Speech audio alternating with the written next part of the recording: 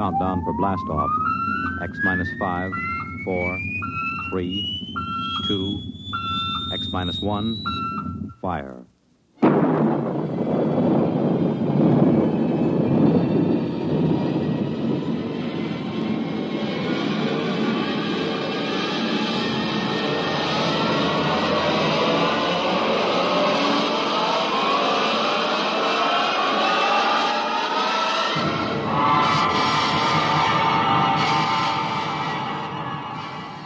From the far horizons of the unknown come transcribed tales of new dimensions in time and space. These are stories of the future, adventures in which you'll live in a million, could be years, on 1,000 maybe worlds.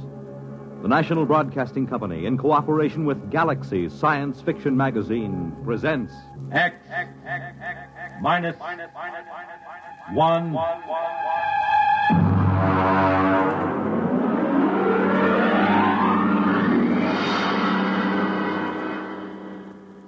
This week, the police chiefs of the country are meeting in Chicago for the 63rd Annual Conference of the International Association of Chiefs of Police.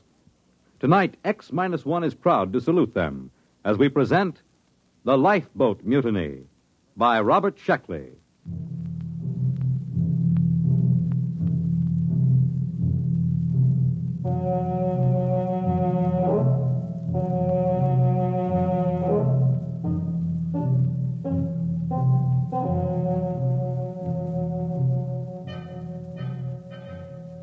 Of course, we should have known better.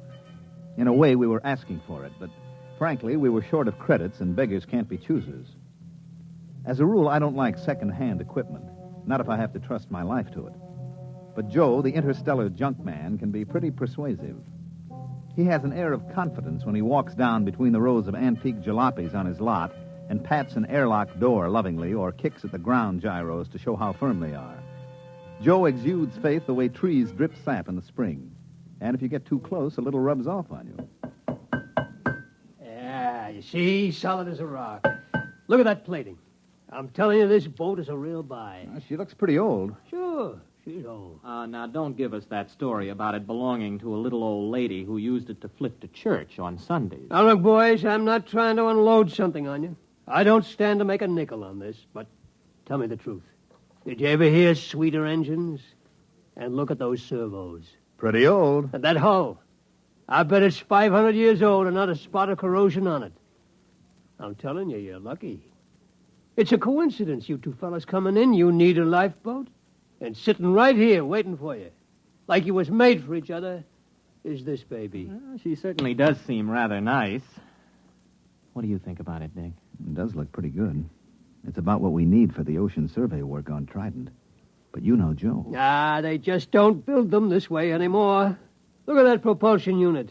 You couldn't dent it with a trip hammer. And note the capacity of the cooling system. It looks good, but some of these old machines, I just want to make absolutely sure it's safe. Safe? Safe. He asked me if it's safe. Is it? Now, step inside. Go ahead. Step inside. All right. Push that button. Right there on the instrument panel. This one? Yeah.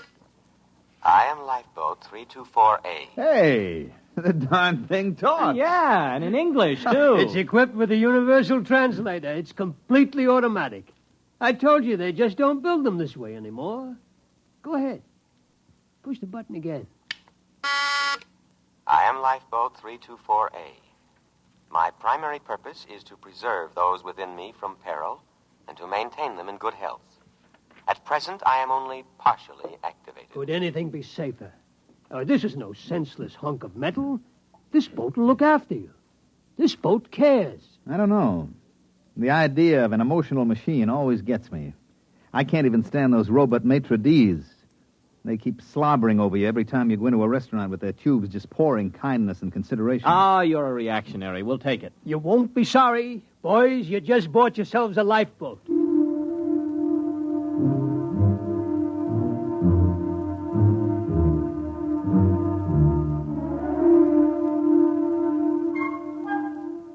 Joe delivered this assurance in the frank and open tones that had helped make him a millionaire several times over. It wasn't that he was dishonest. Far from it. All the flotsam he collected from anywhere in the universe worked. But ancient machines often had their own idea of how a job should be done. They tend to get peevish when forced into another routine.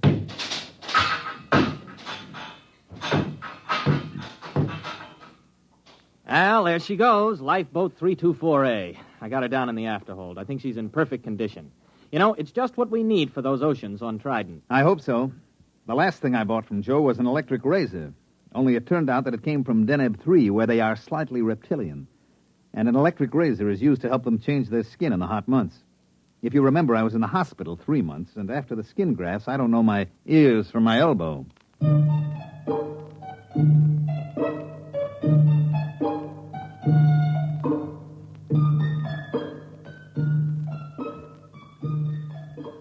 This job we were on was to survey the planet Trident for a real estate speculator who bought it for subdivision. Trident was about the size of Mars, but with a far better climate. There was no native indigenous population, no poisonous plants, and no germ-borne diseases. As a matter of fact, apart from one small island and one small polar ice cap, the entire planet was covered with water. There was no real shortage of land. You could wade across some of Trident's several seas. Our firm had been hired to survey and plan a little mountain raising because the sector council frowned on selling building lots under 4 feet of water. We landed on Trident and launched the lifeboat. Okay, I got the sandwiches in the water. Ready to cast off? Aye, aye, sir. All mooring lines are on board. All right, let's crank this swan boat up and get going. Well, push that button. Aye, aye. I am Lifeboat 324A. My primary purpose is to preserve those within me from peril and to maintain them in good health. At present, I am only partially activated. For full activity, press button 2. Oh, there it is, right next to the first one.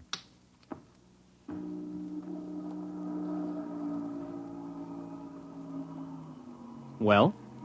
Something's going on back there. Sounds like motors warming up. Hey, that sounds like a short circuit somewhere.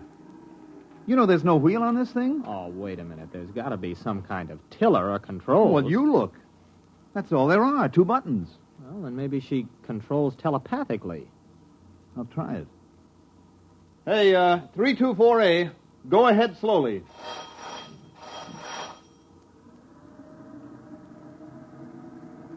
Ah, there she goes. That's it. Starboard a little. Wait a minute. I still don't like the sound of that. I bet there's a short somewhere. I'm going down to look for it with a circuit tester. Don't louse anything up. I like a boat that works this way. Gives me a sense of power. Hey, 324A, full speed ahead.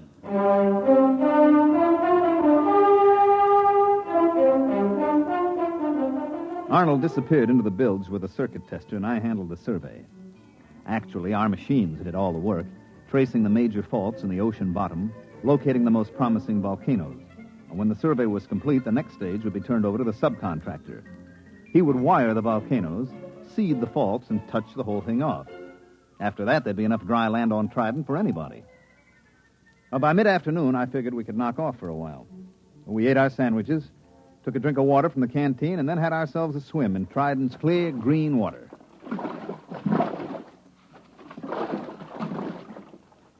Hey, give me a hand up. There we are. That was very refreshing. Oh, yeah. I'll have to get this grease off with sandpaper, but I think I found the trouble. You see, the leads to the primary activator have been removed and the power cable's been cut. Well, why would anyone do that? Well, it might have been part of the decommissioning, but I got it hooked up now. Go ahead, hit the second button. Might as well have this thing working right. Okay, here she goes.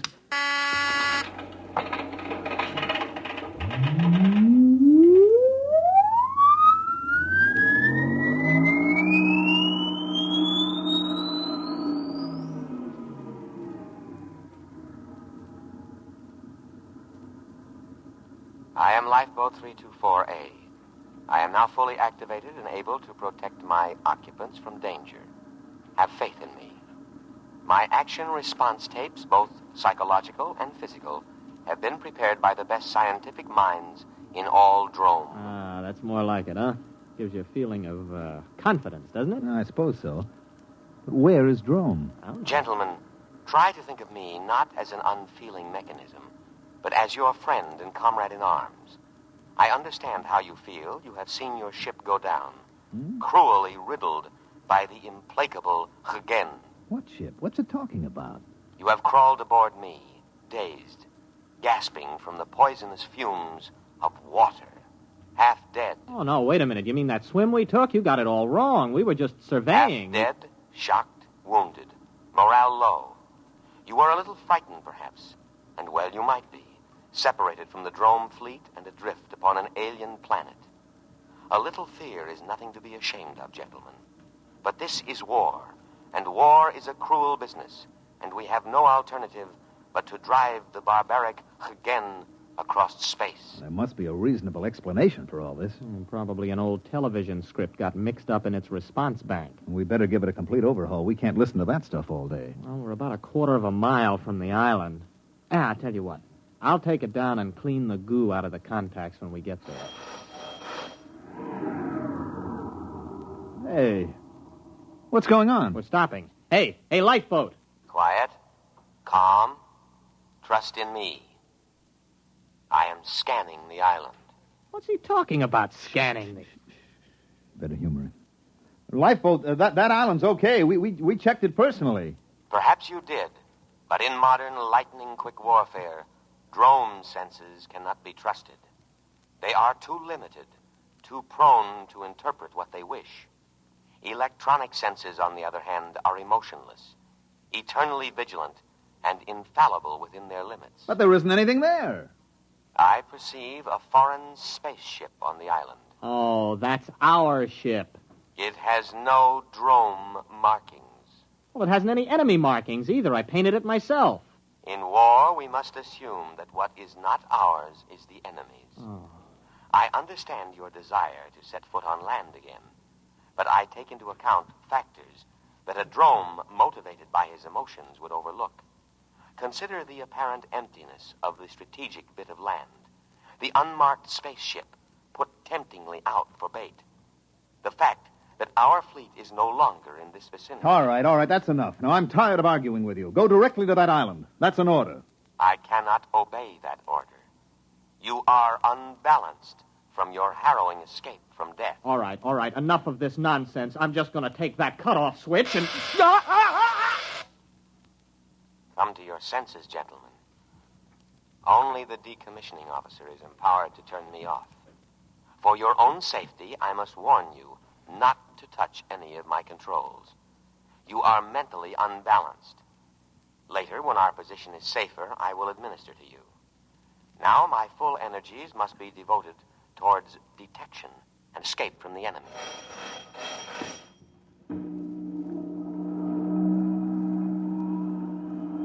Where are we going? To rejoin the drone fleet as soon as I can find it.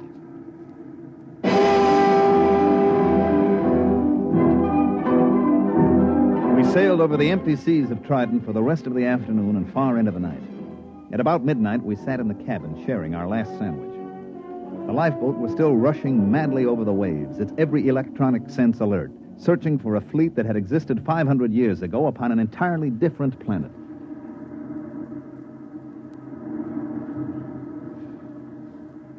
Oh, why didn't I pack more sandwiches? Did you ever hear of these drones? Yeah, vaguely. They were non-human, lizard-evolved creatures. Yeah, they lived on the 6th planet of some little system near, Capella. The race died out over a century ago. Mm-hmm. And the Hagen? What about them? Also lizards, same story. It wasn't a very important war, you know. All the combatants are gone except this lifeboat, apparently. And us. We've been drafted as drone soldiery. You think we can reason with this tub? Oh, no, I don't see how. As far as this boat is concerned, the war is still on. It can only interpret data in terms of that premise. It's probably listening in on us now. No, I don't think so. See, it's not really a mind reader. Its perception senses are geared only to thoughts aimed specifically at it. Yes, sirree. They just don't build them this way anymore. Oh, I wish I could get my hands on Joe. Well, you know, it's actually a very interesting situation. The machine is acting very logically upon no longer existent conditions. Therefore, you could say that the machine is the victim of a systematized delusion. You mean the lifeboat is just plain insane? Well, I believe paranoia would be the proper designation. But it'll end pretty soon. Why? It's obvious. The boat's prime objective is to keep us alive. Our sandwiches are gone, and the only other food is on the island. I figure it'll have to take a chance and go back. Gentlemen, at present I am unable to locate the drone fleet. Therefore, I am turning back to scan the island again. Fortunately, there are no enemies in this immediate area, so I can devote myself to your care. Oh, you see, it's about time you got around to us. We're hungry. Feed us. Of course, immediately.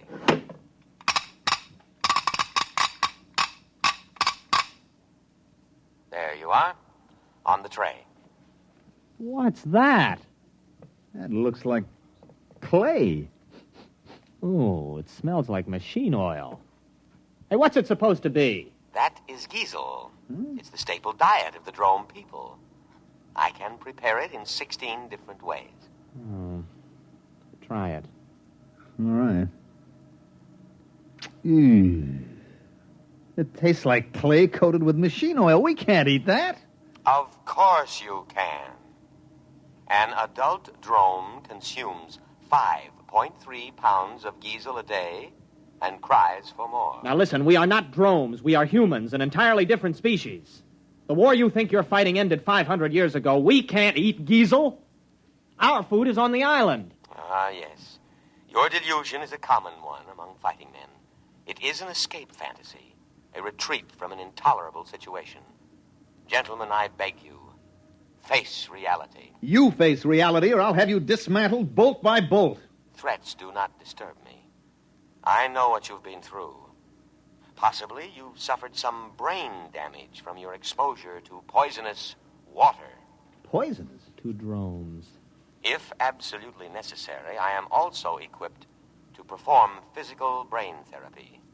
It is a drastic measure, but there can be no coddling in time of war. You see, you need not worry. All my scalpels are razor sharp and ready for immediate action. Oh, scalpels, huh? Well, we're feeling better already. It's a fine-looking batch of giesel, isn't it, Arnold? Oh, delicious. Nothing is too good for our boys in uniform. Do try a little. Oh, that's wonderful. Oh, that's delicious. Good. I am moving toward the island now, and I promise you in a little while you will be more comfortable. Why? The temperature here is unbearably hot. It is amazing you haven't gone into a coma. Any other drone would have. Soon I'll have it down to drone norm of 20 degrees below zero. And now I'll play our national anthem.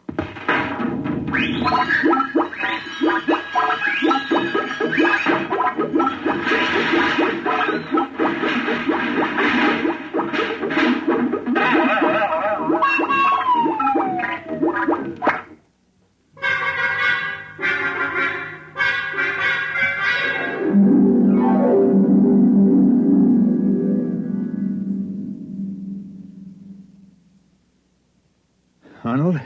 What? I'm cold. Well, you should be very comfortable. Drones live at 20 below zero. We're drones and no back talk. Those cooling tubes are all frosted up. Yeah, I just wrote my name in frost in the porthole. Hey, wait a minute. Wait a minute. I got an idea. Just follow my lead. Why not? Lead on, fellow drone. Give me the canteen. What are you doing?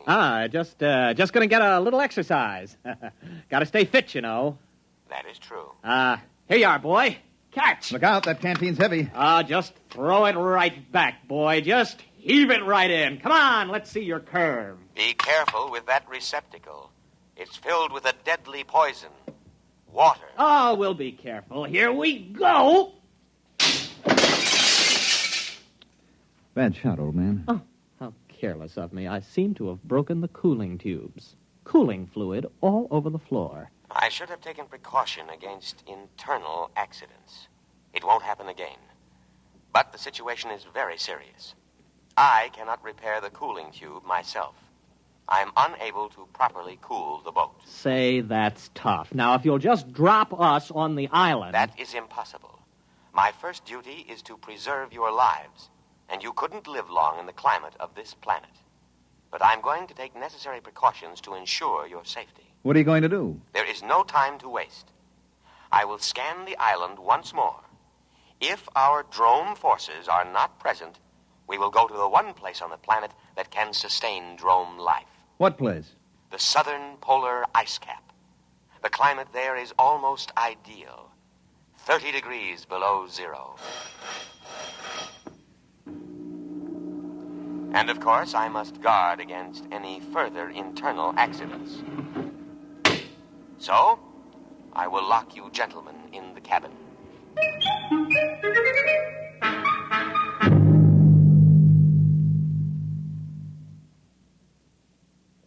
Think. I am thinking. Nothing's coming out. Well, we've got to get off when he reaches the island. It'll be our last chance. Now, look. We know his internal scanning isn't very good. When we reach the island, maybe we could cut his power cable. Oh, you couldn't get within 5 feet of it. He's got an electric charge on all the controls. I am now scanning the island. Place looks fine today. Oh, sure does. I'll bet our forces are dug in underground. They are not. I scanned to a depth of 100 feet. Well, under the circumstances, I think we should examine it a little more carefully. It is deserted. I cannot let you endanger your lives by going ashore. Drome needs her soldiers, especially sturdy, heat-resistant types like you. We like this climate. Spoken like a patriot. I know you must be suffering, but now I am going to the South Pole to give you veterans the rest you deserve. Wait a minute. You don't understand. We're operating under special orders. We weren't supposed to disclose them to any vessel below the rank of super dreadnought. We're a suicide squad. Yes, that's right. Especially trained for hot climate war. Our orders are to land and secure that island for the Drome forces. I didn't know that. You weren't supposed to. After all, you're only a lifeboat. Land us at once. I couldn't guess, you know. All right. We'll head for the island. Arnold, it's going to work. Why not, as long as we tell him the truth? The beach is only 50 yards away.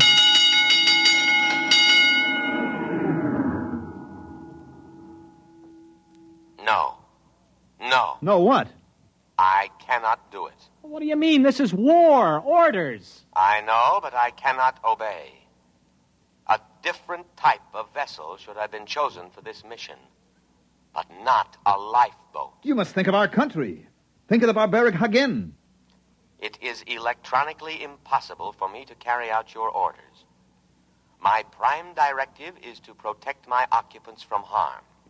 That order is stamped on my every tape, giving priority above all others. I cannot let you go to your certain death. You'll be court-martialed for this. I'll have you broken down to a dinghy. I regret to say I must operate within my limitations.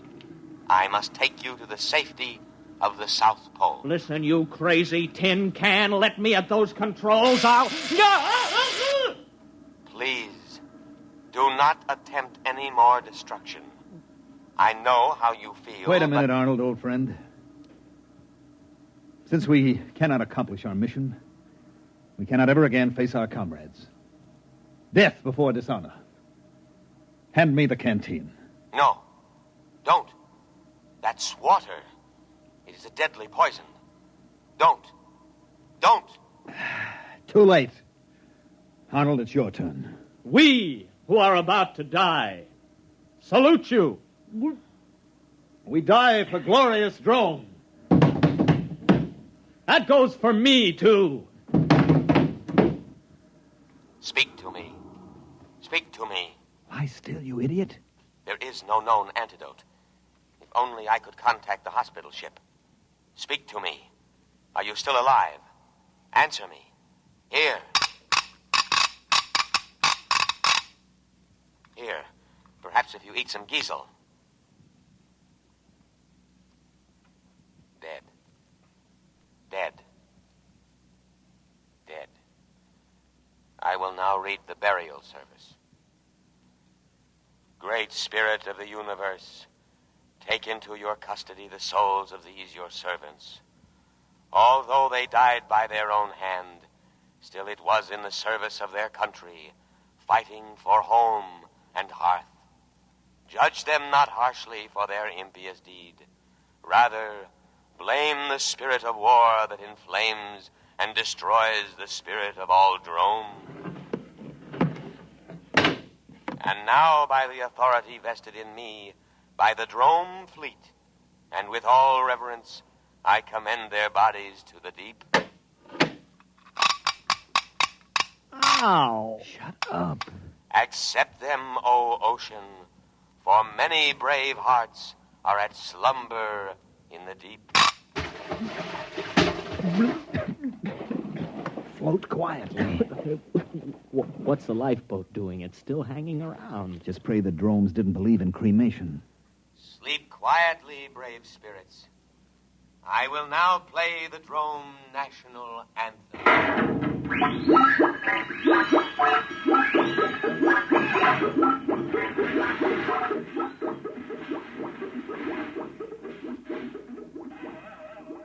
Well, there she goes. Where? To the South Pole. To wait for the drone fleet.